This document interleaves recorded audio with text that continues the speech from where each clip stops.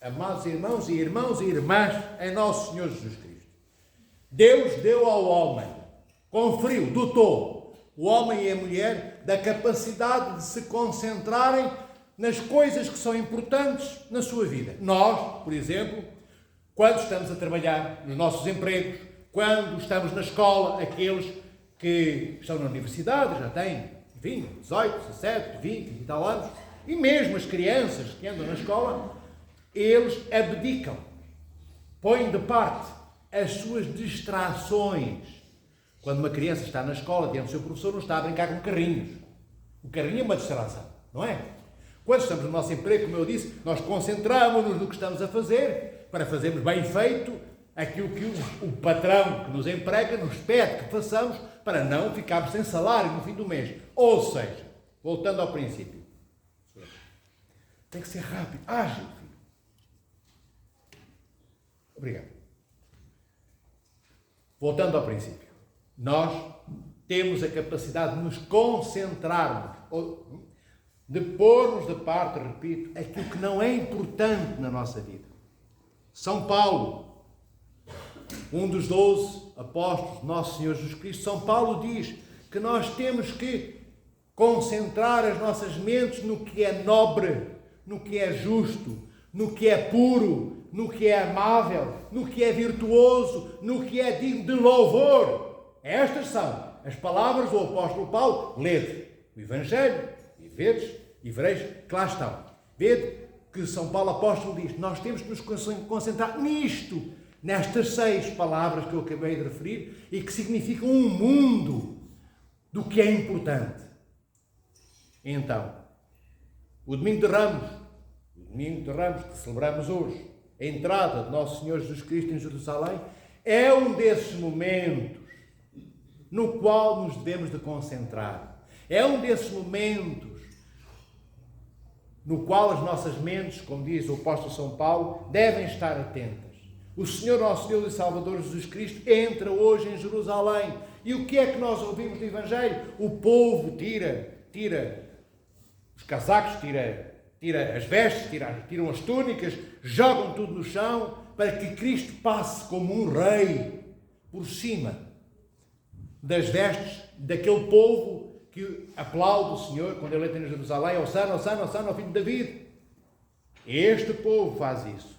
Despe-se dos seus melhores trajes e coloca os seus trajes ao serviço dos pés do Salvador. Só que este povo, amados irmãos e irmãs, que diz Hosana, Hosana, ao filho de David, Hosana, Hosana nas alturas, sabem o que é que significa Hosana, Hosana nas alturas? É Senhor, tu que estás nas alturas, tu que estás lá em cima, tu que és Deus, salva-me. É o que quer dizer Hosana nas alturas. Eu traduzo para todos para que entendamos, senão nós ouvimos palavras e não sabemos o que significa. Bem, e todos eles aplaudem o Senhor nosso Deus e Salvador Jesus Cristo. E estes mesmos que aplaudem Cristo, que chega como? Montado, ele que é rei, chega montado num garanhão, num corcel, num cavalo branco? Não. Chega montado à cidade de Jerusalém e entra em Jerusalém e atravessa Jerusalém. Cristo montado num jumento, num burro, num burrinho, que não impressiona ninguém. Era apenas um burro que no dorso transportava o nosso Senhor, Deus e Salvador Jesus Cristo, Verbo encarnado no ventre de Maria, sua mãe, segunda pessoa da Santíssima Trindade. É aquele jumento que transporta o rei que não é deste mundo. Mas o problema reside aqui. Por isso eu comecei por vos dizer que todos nós temos a capacidade de nos concentrarmos no que é importante. E São Paulo diz o mesmo, relativamente àquilo que a nossa mente deve ter como apanágio criterioso ao que é importante se apegar. E eu comecei por essas palavras precisamente para chegar aqui a Jerusalém e para verdes comigo que este povo não se concentrou no que era importante.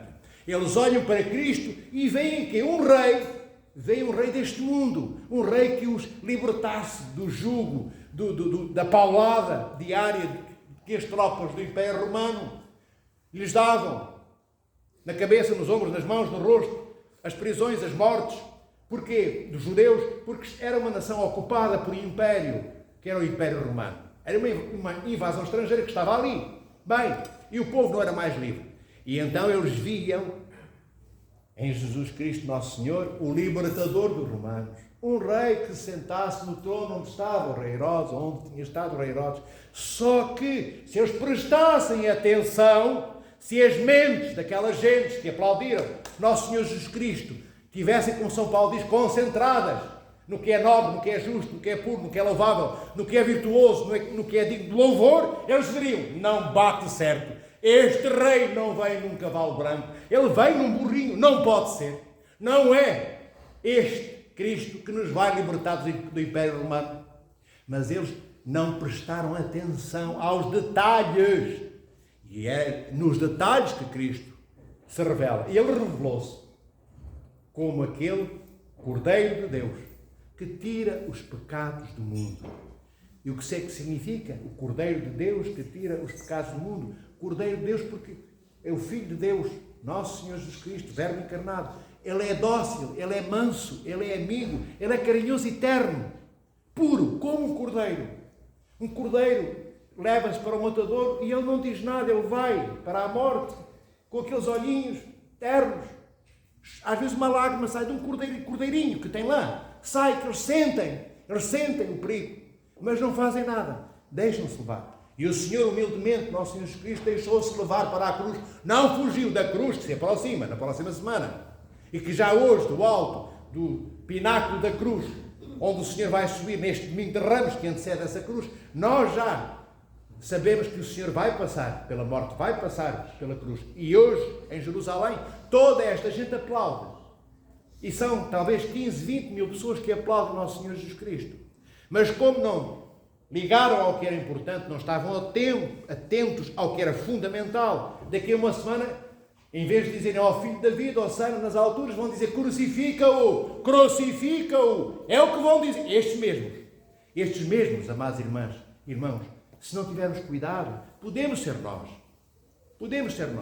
A fidelidade tem que ter um alimento para ser forte, que se chama amor. Amor como o de Deus. Porque o amor de Deus é imutável, não muda. E para que nós não mudemos, como as pessoas que hoje aplaudem Jesus Cristo, que entram em Jerusalém e mudam para daqui a uma semana dizerem diante das tropas romanas, crucificam, solta-nos Barrabás, crucifica Cristo, para que nós não sejamos assim nunca na nossa vida. Temos que viver na nossa vida este amor cristológico, o amor que Cristo vive.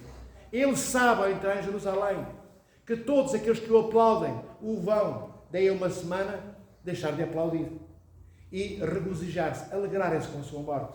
Mas vede, como um cordeiro, ele ouve os aplausos que, quando entra no ouvido de Cristo, ele sabe o que significam. Bem, e este rei não é de facto deste mundo. Este rei que entra em Jerusalém, que é aplaudido como rei, nosso Senhor Jesus Cristo, filho de David, como diz aquele povo, não é deste mundo. Não é um rei que governa do trono, posto num palácio. É o Senhor que governa do topo do terror da cruz e da escuridão do sepulcro. Este é o trono do Senhor, nosso Senhor Jesus Cristo. O terror da cruz e a escuridão do sepulcro. É um rei que reina lá onde se enterram os mortos. Lá onde se enterram os mortos, também o Senhor que hoje entra em Jerusalém é aplaudido. Ele entrará no caixão, no sepulcro, onde é colocado, na sexta-feira santa que se avizinha, e que o domingo de Ramos hoje prepara.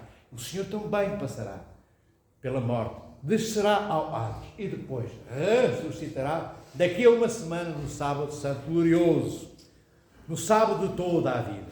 Mas vede, não é mesmo o rei deste mundo, consoante os reis deste mundo o são.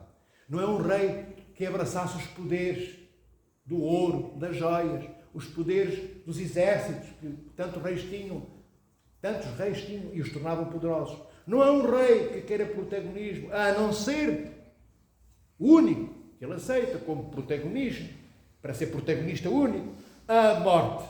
O Senhor entra na Jerusalém para, uma vez mais, orar por todos aqueles incautos, isto é, por todos aqueles não concentrados, O Senhor entra em Jerusalém e ouve aqueles aplausos e vê que ninguém está atento a quem Ele é. Ninguém reconhece que Ele é de facto o Rei que não é deste mundo. É o reino eterno da vida de Deus em nós e que havemos um dia de ter. E quando Ele entra em Jerusalém, nada disso acontece. Mesmo os apóstolos, os discípulos, tinham confusão na sua cabeça. Eles ainda achavam que Cristo iria governar aquele Israel inteiro. E o Senhor entra em Jerusalém, não é para isso. É para uma vez última. Olhar o rosto daquele povo. Orar por todos eles, no silêncio, que ninguém ouve. Porque a cruz, a prisão e depois a subida ao Calvário, a cruz e o sepulcro e o Hades aproximam-se. E a ressurreição também.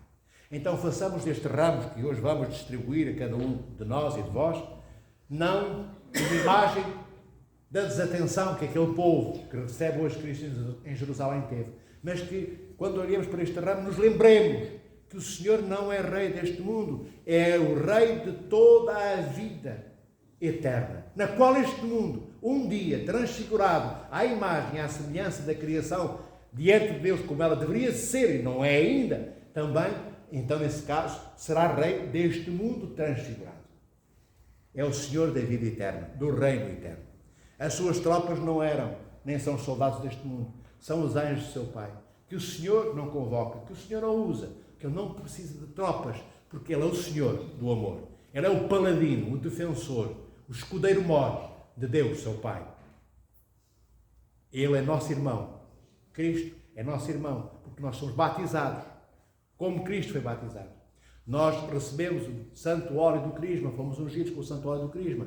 O Senhor também tem toda a sua obra vivificada pelo Espírito Santo, obra que Ele construiu da parte do Pai, mas que o Espírito Santo vivificou, isto é, o que Cristo construiu, o Espírito Santo deu vida. É esta vida que hoje começa a ser retirada em Jerusalém.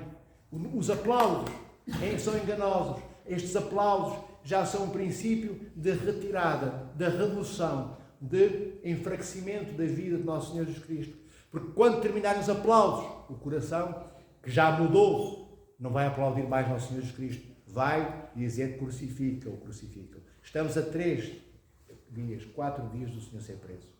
E vendo como nós podemos mudar, se não, voltando ao princípio da conversa, nos concentrarmos no que é importante. Se não, concentrarmos as nossas mentes, como disse o apóstolo São Paulo, nas palavras que vos referi e narrei, como nós podemos mudar o que somos. Hoje fiéis, amanhã infiéis. Hoje amamos, amanhã odiamos. Hoje aplaudimos, amanhã apertamos o pescoço. E isto é o que fizeram estas gentes que hoje receberam Cristo em Jerusalém. Hoje estamos nos aplausos. A meio da semana não haverá mais aplausos. Haverá todos eles que aplaudem e dizem, matam, crucificam. Então nós sejamos daqueles que, irmãos e irmãs, que vamos morrer com Cristo. Não daqueles que o querem crucificado. Mas uma vez que Ele vai para a cruz, nós vamos com Ele. Não sejamos daqueles que não estiveram atentos, que não tiveram suas mentes concentradas, como os apóstolos, que fugiram da cruz. Só lá ficaram 3 mulheres, entre as quais Maria, Mãe de Deus, e João Teólogo. Não sejamos como eles. E eles arrependeram-se, eles foram grandes apóstolos e grandes santos. Mas que nós não tínhamos que passar por isso. Não tínhamos que fugir para voltar, pedir perdão. Porquê? Pedir perdão em vergonha? Não! Que não seja necessário. Seria excelente, porque não ter que pedir perdão como os apóstolos fizeram significa não abandonarmos a cruz, não deixarmos Cristo sozinho. Fomos e cumprimos aquilo para que nascemos, que é cumprir-nos livremente, cada vez mais semelhantes ao nosso Criador e ao seu Filho, que vai para a cruz daqui a uma semana por nós. Aplaudamos, não com palmas, mas com amor do nosso coração. Aplaudamos, não apenas a entrada de Cristo em Jerusalém, aplaudamos com o nosso coração, com o amor que nele reside, o facto de Cristo subir à cruz por nós na quinta-feira santa, quando o Senhor for preso. Amados irmãos e irmãs, que o Senhor nosso Deus e Salvador Jesus Cristo vos proteja, guarde e dê vida nova à vossa vida. Nos dê vida nova à nossa vida. Então, mas nós não estamos vivos, precisamos de uma vida nova, precisamos. Porque muitas vezes usamos esta vida para nos conduzir à morte. Então, que o Senhor nos dê nesta vida um rosto novo, para que as nossas doenças vão desaparecendo, enquanto não desaparecem, que nós tenhamos força para convivermos com as doenças que nos atacam os nossos corpos, que nos tiram a nossa vitalidade, que matam a nossa alegria, que despejam do nosso coração toda a motivação. E como disse no domingo passado, reitero o pedido que fiz: orai a todos vós e todas vós pelos nossos doentes, para que o Senhor, que vai subir à cruz, o Senhor da vida, que governa lá de cima da cruz e da escuridão do sepulcro, este Senhor que depois mata a escuridão do sepulcro e transforma aquela cruz terrificante no modelo mais amado, no instrumento mais desejado, porque é o instrumento de vida no dia da ressurreição, que este Senhor da ressurreição, que é Cristo, nos ressuscite os nossos corpos, mate tudo o que é cancerígeno, volte aos cancros, porque os cancros são horríveis, os médicos não conseguem, os médicos deste mundo, os melhores médicos deste mundo dizem: não posso fazer nada por ti. Vais fazer radioterapia, vais fazer quimioterapia e logo se vê. E normalmente o que é que acontece? As células são fingidoras. Elas, muitas vezes, levam com radioterapia em cima, com quimioterapia, e parece que murcharam, que desapareceram. De repente, voltam viçosas e comem o resto do nosso corpo e da nossa alma e deixam um rastro de destruição na nossa família. Porque parte às vezes um pai, uma mãe, um irmão, uma mulher, uma esposa, um marido, que deixa um buraco que nada mais vai preencher a nossa vida. Então, peçamos a Deus, que é o Senhor de toda a vida, que ilumine os médicos para fazerem o melhor que possam neste mundo. Mas lá onde os médicos e as tecnologias clínico-médicas não possam ajudar os nossos corpos a ficarem saudáveis de novo, que Cristo ponha saúde lá onde ela falta e que erradique, arranque, extirpe tudo o que é doença do nosso organismo e da nossa alma, para que um dia nos possamos concentrar nas coisas que importam e que merecem a nossa concentração. Cristo merece toda a nossa concentração, ser a prioridade única da nossa vida. Se Ele for a única prioridade da nossa vida, todas as outras prioridades nós teremos também, porque o Senhor é, sobretudo, magnanimamente humilde e generoso. Se eu disser: Senhor, eu amo-te, o Senhor, o que é que nos vai dizer? Amo-te eu e todos aqueles que tu não sabes que te amo. Vou apresentar-vos. E o Senhor apresentar-nos-á pessoas que nós conhecemos, outras desconhecemos, que realmente gostam de nós e que nós pensamos e ignoramos, que nem sequer se lembram de nós na nossa vida. Então, lembremos sempre, concentremos no Senhor, que não é deste mundo e que entra em Jerusalém num jumento, um jumentinho, como eu comecei por dizer, que não impressiona ninguém. Nós também não impressionamos ninguém. Não estamos cá para impressionar alguém. Nós estamos cá para sermos santos. Como este Senhor que é Rei de toda a vida, mas não apenas deste mundo, é santo. Santo, santo, santo. O Senhor nosso Deus. E agora vamos abençoar? Exatamente.